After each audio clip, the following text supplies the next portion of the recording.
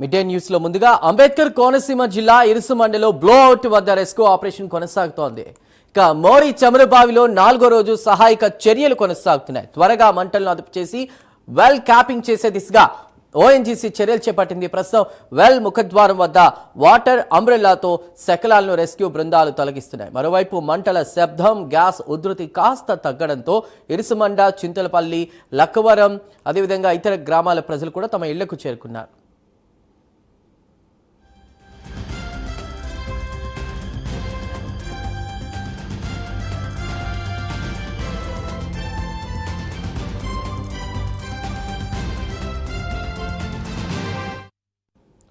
ప్రస్తుతం ఇరుసుమండ వద్ద కొనసాగుతున్న రెస్క్యూ ఆపరేషన్ పై పూర్తి వివరాలు మా ప్రతినిధి శ్రీరామూర్తి అందిస్తారు.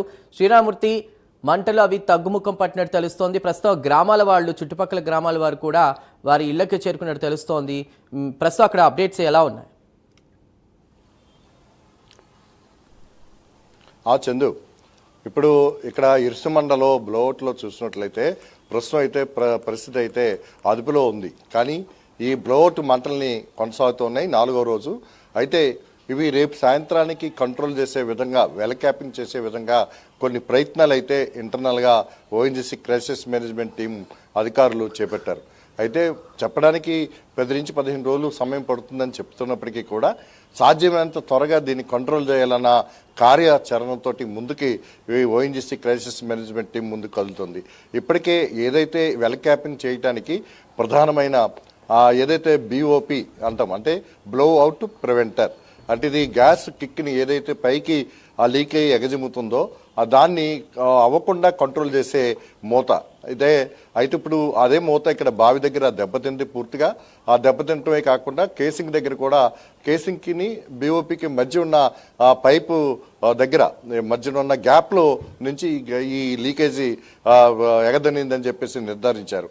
అయితే దీంతో మొత్తం ఆ బీఓపీని పాత ఏదైతే మంటలకి తగలబడిపోయి లీకేజీకి కారణమైందో ఆ బీఓపీని తొలగించి కొత్త బీఓపీని అక్కడ బిగించాల్సి ఉంది. బిగించడం ద్వారా అప్పుడు దీని వెల్ క్యాపింగ్ పూర్తి స్థాయిలో అదుపులోకి తీసుకొస్తున్నట్టు అవుతుంది. దీనికోసం సంబంధించి ఇప్పుడే నరసాపురం ఆల్రెడీ డ్రిల్ సైట్ నుంచి అక్కడ నరసాపురం ఓఎన్జీసీకి సంబంధించి ఒక సైటు కార్యనిర్వాహక కార్యశాల అక్కడ ఉంది.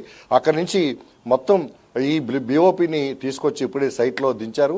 ఆ బీఓపీని కొత్తగా ఇప్పుడు ఇక్కడ బయట అమెరికా చేసిన తర్వాత ఇప్పుడు ఈ డెబ్రిస్ రిమూవల్ అనేది ఇప్పుడు కొనసాగుతూ ఉంది. ఏదైతే రిగ్గు కుప్పకూలిపోయిందో ఈ కుప్పకూలిపోయిన రిగ్గికి సంబంధించిన ఈ శకలాలు, అంటే శిథిల పరిస్థితుల్లో ఉన్న అన్నింటినీ కూడా ఆ బావి దగ్గర క్లియర్ చేస్తున్నారు. దీనికి క్రేన్ కూడా కొంత ఉపయోగిస్తున్నారు. వాటర్ అంబ్రెల్లా చుట్టూ వేయటం ద్వారా ఇప్పుడు 10 మీటర్లు చాలా దగ్గరగా, బావి దగ్గరగా కూడా ఈ క్రైసిస్ మేనేజ్మెంట్ టీము వెళ్ళగలుగుతుంది.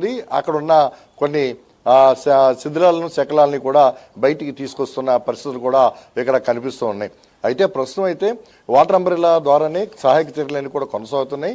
ఈ వాటర్ అంబ్రెల్లా ఈ సహాయక చర్యల్లో డెబ్రిస్ రిమూవల్ కనుక పూర్తయితే అక్కడ ఈ వెల్ క్యాపింగ్ ఎలా చేయాలి, లీకేజీ పాయింట్ దగ్గర ఏ విధంగా చర్యలు చేపట్టాలనేది ఈ 2వ దశ మళ్ళీ కొనసాగుతుంది. దీనికి సంబంధించి ఒక రసాయనిక మడ్డు కూడా ఉంటుంది. అది ఆ మడ్డును కూడా ఇక్కడికి రప్పించారు.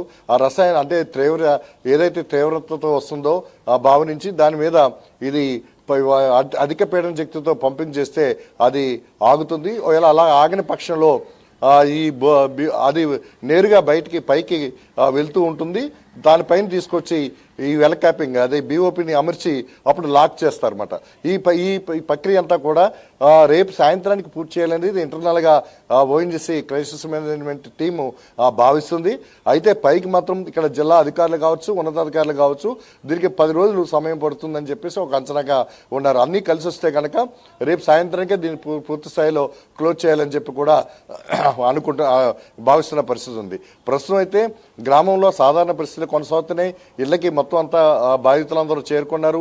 మొత్తం యథావిధిగా గ్రామాల్లో పరిస్థితి ఉంది. పూర్తి స్థాయిలో ఇక్కడ విజిట్ పునరుద్ధరణ జరిగింది.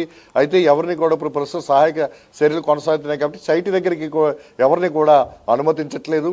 అది కేవలం క్రైసిస్ మేనేజ్మెంట్ టీం వరకు మాత్రమే బావి దగ్గరికి వెళ్ళి పనులు చేస్తూ ఉన్నారు.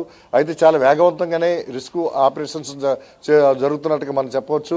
ఓఎన్జీసీ క్రైసిస్ మేనేజ్మెంట్ టీంకి సంబంధించి శ్రీహరి నేతృత్వంలో ఈ కార్యక్రమం జరుగుతుంది.